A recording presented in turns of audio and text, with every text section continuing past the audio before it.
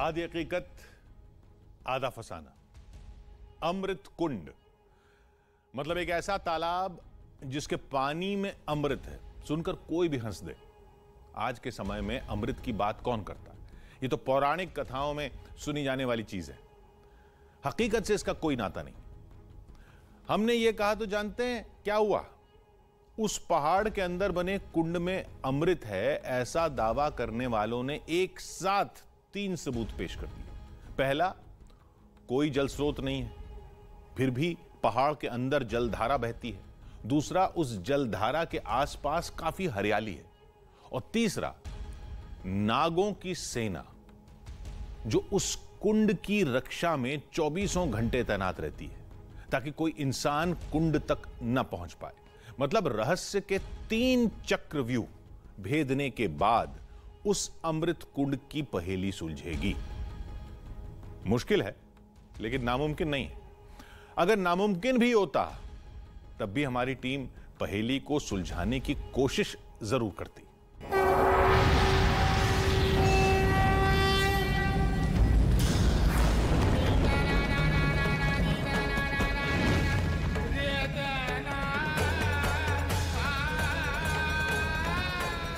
पौराणिक ग्रंथों में अमृत का जिक्र समुद्र मंथन में मिलता है,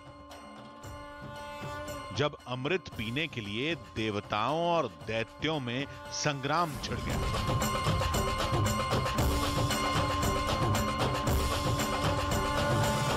युद्ध में अमृत की 4 बूंदें धरती पर गिर गईं। उन 4 जगहों पर आज कुंभ मेला लगता है। क्या कोई 5वीं जगह भी है जहां अमृत की बूंद गिरी थी, जो आज दुनिया की नजरों से दूर इन जंगलों में कहीं छिपी है? लोग तो यही कहते हैं कि जो भी अमृत कुंड की तलाश में निकलता है परेशानियों से घिर जाता है। तो क्या ये मुसीबतों का आगाज था?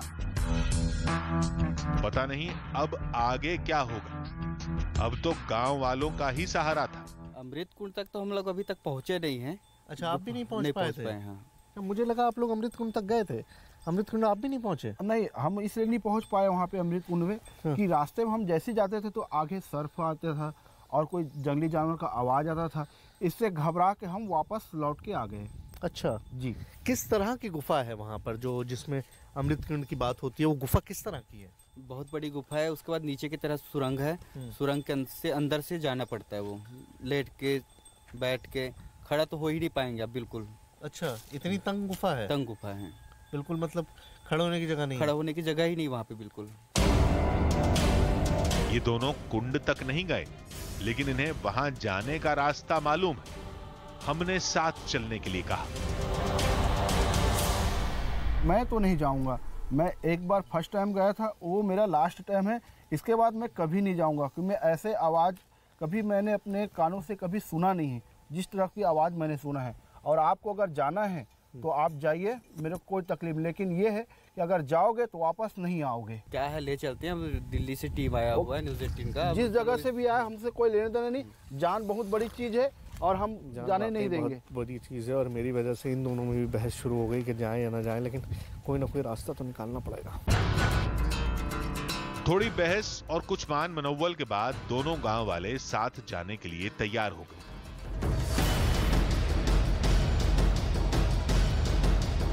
फिलहाल तो हम शिखर की तरफ जा रहे थे। गांव वाले पेड़ के नीचे बैठ गए। यहां एक शिवलिंग था। तभी एक गांव वाले ने आगे बढ़ने से साफ इनकार कर दिया।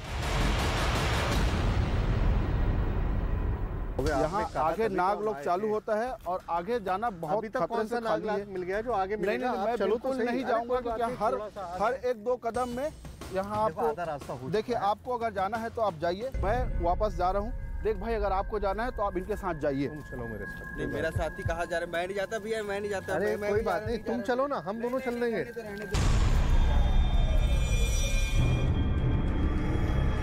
अब क्या करें? पीछे तो नहीं हट सकते। अब हम अकेले ही अमृत कुंड की तलाश करें। जो होगा देखा जाएगा।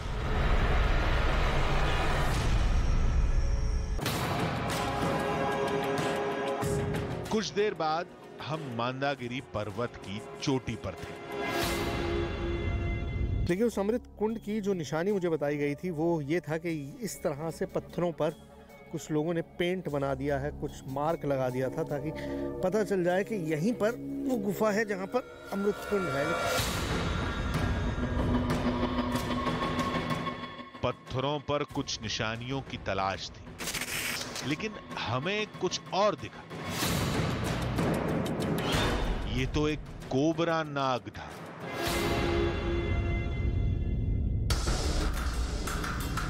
सांप शायद रास्ता छोड़ने के लिए तैयार नहीं था। हम दूसरे रास्ते से आगे बढ़े। अभी चंद कदम ही चल पाए थे कि एक और नाग हमारी राह में रेंग रहा था।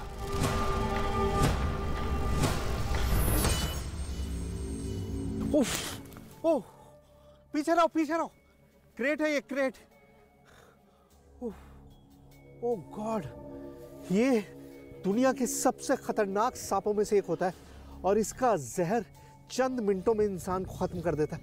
देखिए, जब मैं यहाँ पर आया था तो मुझे लगा था ये सिर्फ कहानियाँ हैं कि यहाँ पर इतने खतरनाक सांप हैं और ये नागलोक है, लेकिन वाकई में यहाँ पर इस तरह के नाग देख के मेरी खुद हालत अब आगे बढ़ने की हिम्मत नहीं हो पा रही है, क्योंकि आप खतरे में जा रहे हैं, आप खुद मौत के मुंह में जा रहे हैं।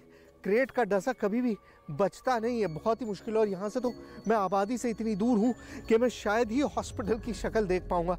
और अगर इस तरह के सांप अंदर हुए गुफा में तो अंधेरे में ये खतरा मैं मोल नहीं ले सकता। खतरा मोल नहीं ले सकते। हमने फिर रास्ता बदला, एक बार फिर नीचे झाड़ियों की तरफ बढ़े। गांव वालों ने कहा था एक जगह निशान मिलेगा, कहां मिलेगा ये नहीं बताया था। तभी पत्थरों पर तीर का एक निशान दिखा। अब यहाँ पर दीवार पे सिर्फ एक ही एरो का निशान बना हुआ है। ये एक एरो का निशान बना हुआ है जिससे पता लग रहा है कि यहाँ पर कुछ है, जो लोगों ने मार्क आउट किया है कि यहाँ कुछ है। अब यहाँ क्या है नहीं पता, सिवाय इसके कि हम एक अंधेरी गुफा में उतर रहे हैं जिसके बारे में हम कुछ नहीं जानते और जहाँ से वापस आने का हमको कोई अता पता नहीं है कि हम वापस आ भी पाएंगे या नहीं। बिना कुछ जाने समझे हमारी टीम अमृत कुंड की तलाश में एक अंधेरी गुफा में घुस गई।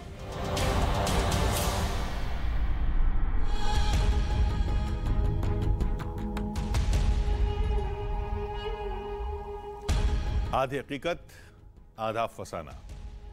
जो आप सोच रहे हैं वही हमारी टीम को भी लग रहा था। पहाड़ चढ़ गए, सांपों से सामना हो गया, गुफा में भी घुस गए। अब एक कुंड मिल जाएगा और यह कहानी खत्म हो जाएगी, लेकिन ऐसा बिल्कुल नहीं था। जहरीले नाग से भी बड़ा खतरा गुफा के अंदर था। कुंड के लिए कोई रास्ता नहीं था। कभी दो चट्टानों के बीच फंसे, कभी संकरी दरारों में सांस अटकी। शायद इन्हीं मुसीबतों की वजह से गांव वालों ने यहां आना छोड़ दिया था। लेकिन हमें तो हर कीमत पर कुंड तक पहुंचना था। लेकिन कुंड मिल भी गया तो यह कैसे साबित करेंगे कि उसमें अमृत है? फिर सोचा पहले कुंड को खोजते हैं, फिर देखते हैं कि यह कहानी किस मोड़ पर खत्म होती है।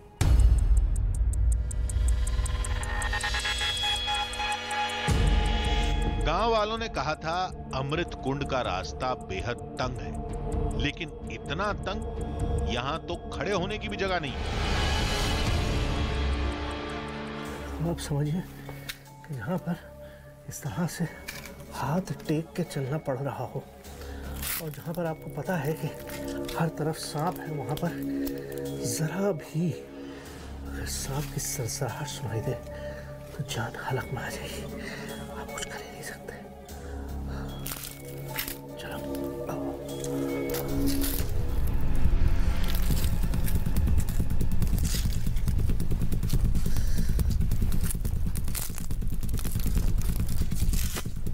जितनी बड़ी खोज उतनी बड़ी चुनौती। अंदर घुसते ही गुफा ने घुटने के बल बैठा दिए, फिर रेंगने के हालात पैदा हो गए। अब इतना भी स्पेस नहीं है कि आप घुटनों के बल चल सकें, क्योंकि पत्थर जो है वो ठीक सर के ऊपर है। ज़रा सी गलती जो है वो आपको हमेशा के लिए यहीं पर रहना पड़ जाएगा। मुझे पूरा रगड़ के चलना पड़ रहा है ताकि मैं क्रॉस कर सकूं।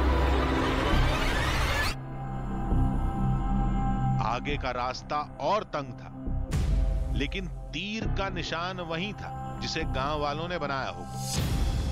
जरूर कुंड के लिए रास्ता वहीं से निकलेगा।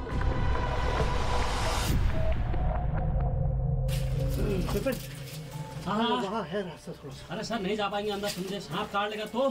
सांप की आवाज होगी, नहीं सर, तो आ जाएंगे। तो निकल नहीं पा रहे यहाँ से। हाँ कोई बात नहीं, कोई बात नहीं, थोड़ा सा आगे छोड़ नहीं सर, हो गया आप नहीं जा पाएंगे। अगर सांप की आवाज आएगी तो वहाँ से वापस आ जाएंगे। मुझे नहीं वहाँ नहीं कुछ दिख रहा है। नहीं ठीक नहीं, एक आगे बार, सिर्फ एक बार आओ, मेरे कहने से आओ। अरे सर समझा करे, दिक्कत है आगे बहुत ज्यादा, पहले सांप है। आओ। ये रास्ता नहीं, दो चट्टानों के बीच की दरार थी जहां रेंगना भी मुश्किल था।